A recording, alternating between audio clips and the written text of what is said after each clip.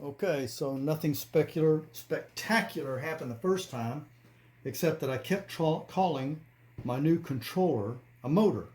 So I wanted to correct that in this video.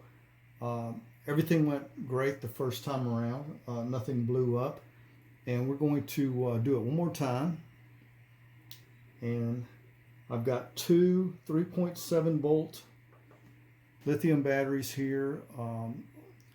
1000 milliamps, so 1 amp each. Light came on, and the motor starts right up.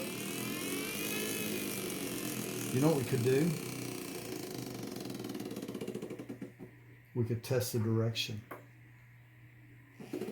Yep.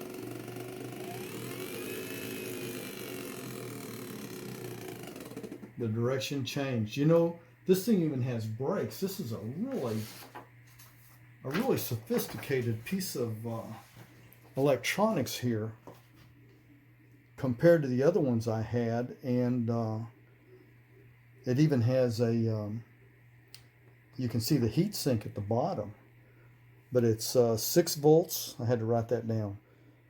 6 to 60 volts, 400 watts. So